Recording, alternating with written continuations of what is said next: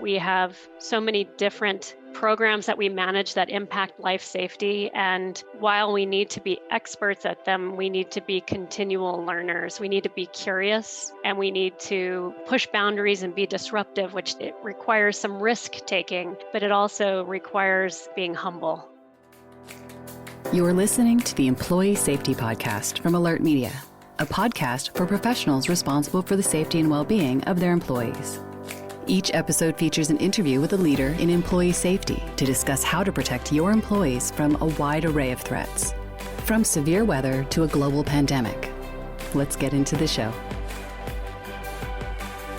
Hello, and welcome to the Employee Safety Podcast, where we discuss insights and ideas for how to protect your most valuable asset, your people.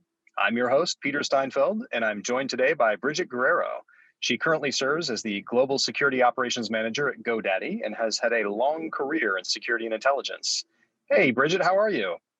Hi, Peter. Thanks for inviting me onto your podcast today. Look forward to talking to you. So great to have you on the show today, and I'm excited to hear more about your ideas for advancing corporate security through the 3 C's: collaboration, curiosity, and continual improvement. But before we begin, can you tell our listeners a bit more about your role at GoDaddy? I currently manage global security operations for GoDaddy, and I know that that term can mean different things to different people. So when I first got to GoDaddy, we were a very small team. So I managed the whole corporate security topic. So that was physical security systems over to what is known as sort of the softer skills of corporate security. And fortunately, I had a colleague come in about a year and a half ago to take over physical security systems. So now I manage those topics that I actually prefer to dig into each day. And that's global monitoring, critical event management, our workplace violence program, and travel and event security. Okay, excellent. Well, I was researching your background before this interview, and frankly, I was pretty blown away by your impressive career that spans so many different things: the military, doing intelligence gathering and analysis,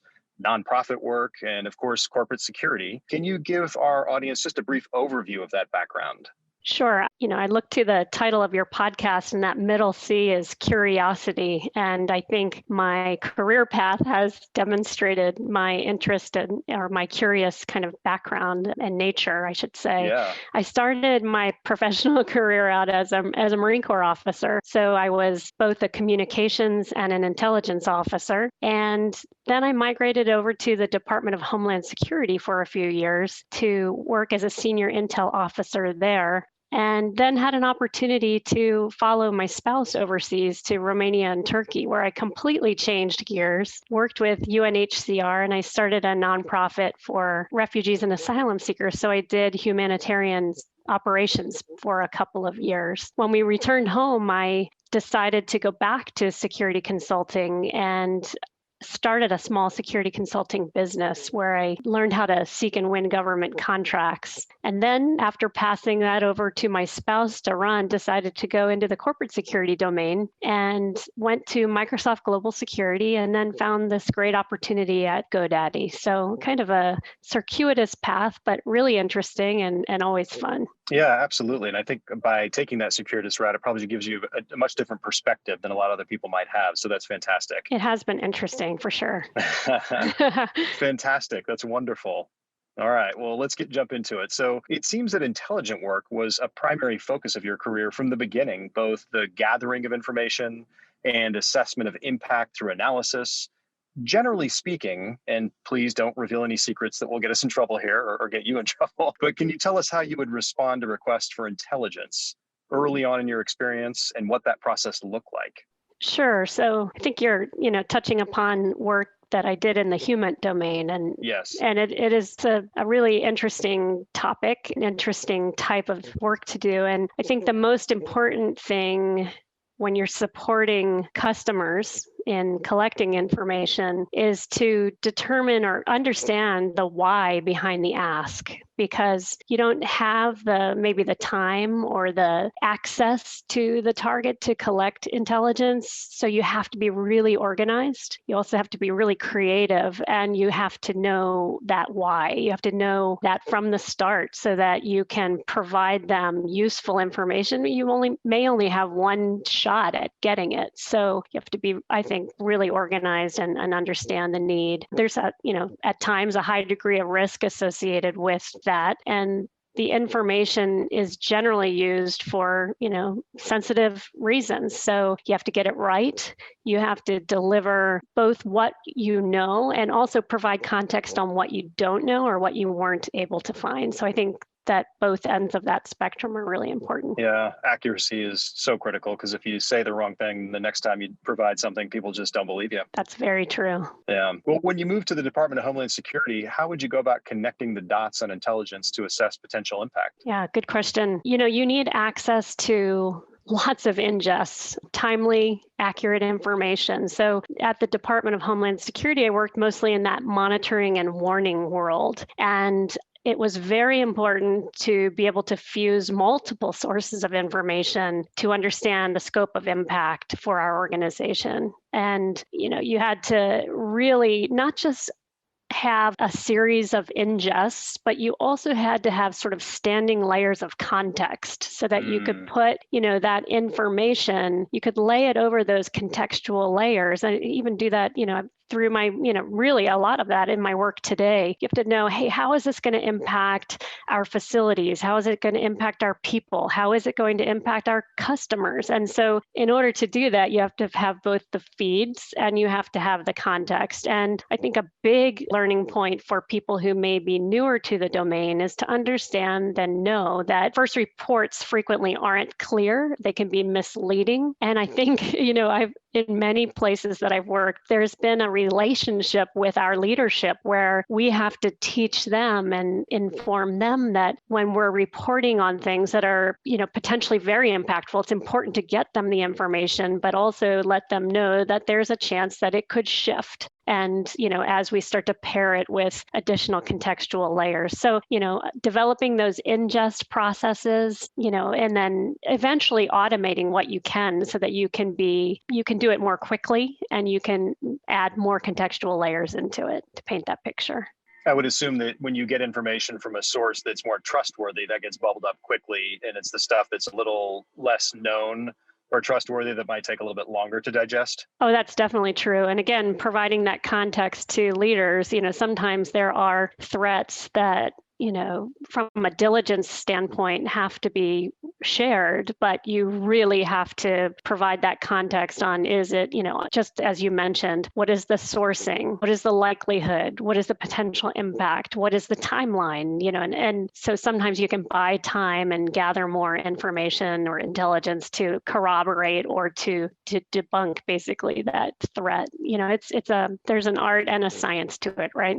So how do you go about determining, like, if you get information that's not entirely accurate yet, or you don't think it is it okay to withhold that for a little bit, maybe a few minutes, a half an hour before you release it, because perhaps releasing it could do more harm than good? Oh, definitely. I mean, you have to have good leaders who are working in operations environments who can determine how long they can hold that information, to pair it with other information to provide context, to dig into it. So many of these things are going to be false alerts. So I can't give you a specific time that you would hold it. It would depend on a number of things. If it's a threat to an event, and we dealt with this during the elections back in 2004, it must have been, there's a specific start time to polling. And if you have a threat that's coming in against polling centers, you better suss that out quickly or determine what your responsibility is in escalating it so that other decision makers can partner with resources immediately to determine whether that threat is legitimate and viable. Right. Well, how did your early work in intelligence and threat analysis inspire the humanitarian efforts with your nonprofit organization? Well, that's a good one. I think the work that I did in the intel domain really helped me to understand, actually, I think it was the help in the humanitarian domain, helped me understand the importance, I should say, in our responsibility to be thorough in our analysis if you're working in the intel domain. So, our findings and our recommendations that we would give to leaders would result in changes to policies or actions against specific people. And I think as intel professionals, we have a great deal of responsibility to do it right. And, back working at DHS, our guidance to DHS components may have resulted, in people being turned away at ports of entry because they may have met a threat profile. But, 6 months later, a year later, I was advocating for people to be resettled to, the United States or to other places. And I found out so much when I worked on literally the other side of the table. I saw the faces of real people, and I saw real families, who had been through really challenging situations. You also know as an intel officer that, there are stories in there that may not be authentic either. So it wasn't my job at that point to dig into any of that. It was to provide people support when they were really vulnerable, regardless of how they'd gotten there or where they wanted to go. So it was a really interesting place to be after working in the intel field for so long. Well, why did you decide to transition into corporate security roles? Well, we came back to the United States, and when I worked with humanitarian leaders overseas, in Romania and Turkey, I should say, they taught me the term pioneer humanitarianism. And, when you're in those places, it's a little bit dangerous. It's rigorous. You have to be really creative. One day you may be standing in front of a Turkish official's desk trying to advocate for, insulin for an asylum seeker. And the next day you are, providing food handouts to 100 families. And I found it to be the type of work that was really stimulating to me. And when I came back to the United States, I actually did start to work for Catholic Community Services for a while. And it just didn't, scratch that itch the way that the work did overseas. And there were so many great people doing it here in the US that I decided, hey, I've got some college tuitions ahead of me. And, and also I had very young twins. I just had 2 more kids. Wow. And so I decided to start a small company from home while I was, spending time at home with them. And that's actually why I started it. And then I started to explore the fact that, doing little investigative work wasn't going to pay any kind of bills. So I then learned to seek and win some government contracts. And that was exciting as well to explore that. Well, that's fantastic.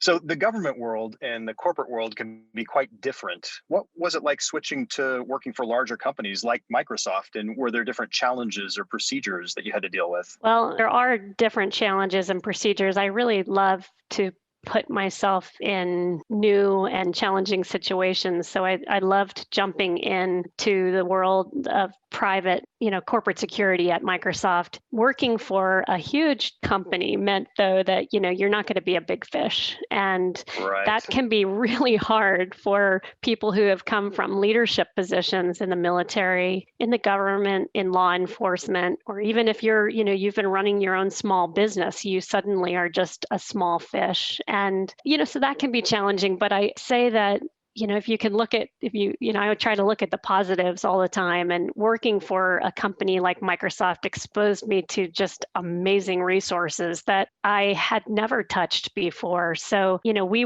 also had a really interesting mandate. 5 of us were involved in supporting the transformation, basically, of a traditional security operations environment into this intel-driven ops-led environment. And it was really challenging. It was frustrating, challenging, and I was able to reach back into a lot of the work that I'd done previously to work on basic process mapping, playbook development, the incorporation of intelligence analysis into our work to provide value to the business. And I think, it was great, reach back to my DHS days that was probably my work that I'd done that was most helpful in informing and supporting Microsoft. But, now I also love working in a smaller company. Yeah, let's shift gears a bit and talk more about your work at smaller organizations. Why did you decide to move to a smaller company, and how's it different from working at a really big organization? Well, as I mentioned at Microsoft, you are a small fish, and I had no problem with being, a part of the system. I loved it. I loved the support that I provided, but I knew that I could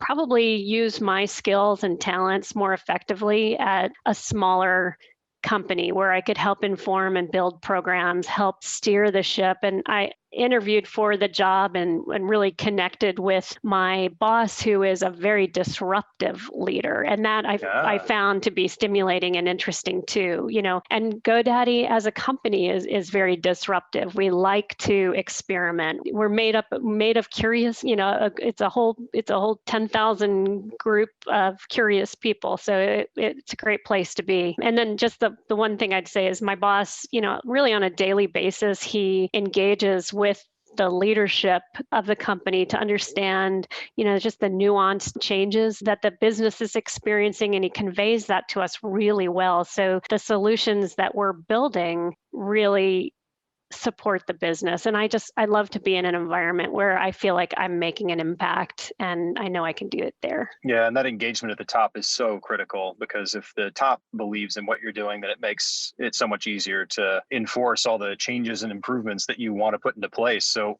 speaking about that, what initiatives are you working on now? What have you done? Yeah, and agree with you. Really, I'm doing a lot of work to help shape our programs. This year is really a year that we're focusing on standards as our company grows bigger. So we've had some explosive growth and we have a global mandate. And if we are not standards focused, then it's nearly impossible to ensure that we're doing the right thing with respect to each of our different programs. So building standards, we're focusing, as the company does and encourages us to do, on agile development. So, 80% solutions, the minimally viable solutions are things that we frequently roll out with constant iteration to improve processes. And so we're really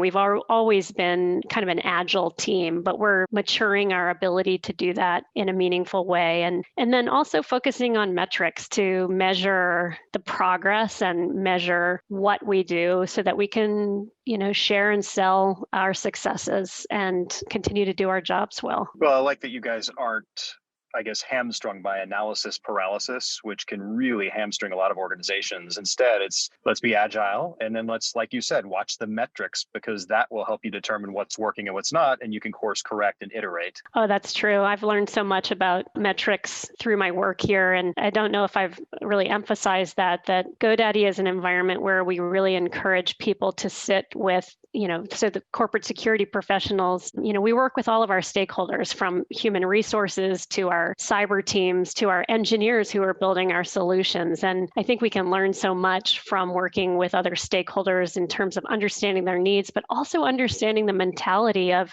corporate security professionals. Sometimes we're a little bit rigid, but when I work with engineers, I see that they don't expect a solution to work the first, second, or fifth time. And that agile mindset allows you to be open-minded to that evolution as you're building a platform or a solution. Yeah, without a doubt. So could you tell us just a little bit more about the 3 C's: collaboration, curiosity, and continual improvement? Sure. As I sit here and think about these, and I think maybe I need to realign the words and go with curiosity, collaboration, and continual improvement. And that is, I think it's really important to analyze, the way that you work, the way that we work, the way that we run our programs, and be very critical of them so that we can understand how we can improve them. Once we get curious and start to dig into things to find out if we're really performing at peak performance in a domain, then we can collaborate with other partners to understand how we can improve our program to meet those customers' needs. As we identify that, we then prioritize our work and iterate and improve on those programs so that we are, in the end, being more effective at what we do. Yeah, I love the process. I mean, it seems like as humans, nobody ever admits what's really going on initially. You have to be really curious and dig in behind that to find out what the real situation is before you can open up and understand the problem and then to your point, collaborate and continue the improvement process. I love your process. I think that feedback loops are important Yes. in this discussion. And, if security professionals aren't hosting kind of roundtable quarterly security reviews, I encourage them to do that, because that's when everybody, you provide some metrics and then you just open the floor to discussion. And I think that's when you start to find out when things are working or not working for your stakeholders or your customers, whatever you may call your partners. So feedback loops, I think, are an important part of this as well. And I like the idea of that quarterly review where you can show those metrics, because I think people don't realize until they see the numbers what's really going on. And then they see it and they're like, really? I didn't realize it was that bad or that good or whatever it was. So it can absolutely open up the discussion. Yeah, I think in my current role at GoDaddy, our leadership is very metrics driven, and when done right, and I think we do it well at GoDaddy, it really helps to generate just this very open discussion and lots of improvement in areas that you may not have even seen before you got together with your partners. Yep. Well, we like to end by giving our audience a piece of advice or some kind of practical tip that they can immediately implement to make an impact on their organization. So in your mind, what can the audience do today to help improve their company's security or safety culture? Well, I'd say, this is unusual maybe for a security podcast, but I'd encourage security professionals to embrace humility all the time and, to be servant leaders. I think our remit is huge. We have so many different programs that we manage that impact life safety. And while we need to be experts at them, we need to be continual learners. We need to be curious, and we need to push boundaries and be disruptive, which, it requires some risk taking, but it also requires being humble and keeping your ears open, your eyes open to understand that there's things that you don't know that you need to know, and you need to wrap those into, your operations to be more successful, each year as you evolve. So that's probably the parting advice that I would give to other leaders who are growing in the corporate security domain. Yeah, that's fantastic. And I love the idea of being humble, because people tend to fear security and safety people for whatever reason they do. And if they see that their team is actually very humble, it strengthens a relationship. And security and safety only work when people buy into it. So that's huge. Totally agree. Definitely. Excellent. Well, Bridget, thank you so much for being on the show today. We really appreciate all your time and expertise. And if anyone listening has follow-up questions or would just like to connect with you, what's the best way for them to find you out there? I think the easiest way to find me is on LinkedIn. I'm active on LinkedIn, and my last name is unique. So Guerrero is, I know it'll be in the show notes, but Bridget Guerrero, they can find me there. Okay, excellent. Well, thanks again for taking time to join us on the Employee Safety Podcast. And for the rest of you out there, remember, nothing ever goes 100% according to plan in an emergency. So communication is incredibly important. If you can't communicate, you can't recover. Until next time.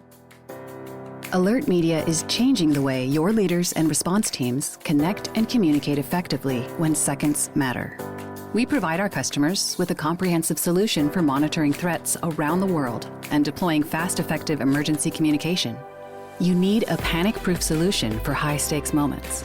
In just a few clicks, your team can send a multi-channel notification to an impacted group of people and confirm their safety immediately. When employee safety is at stake, don't just communicate. Connect and confirm with a robust emergency communications solution. Visit alertmedia.com for more information.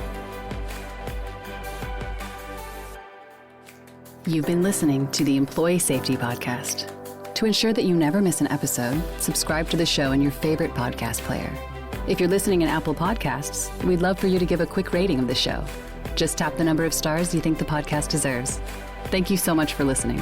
Until next time.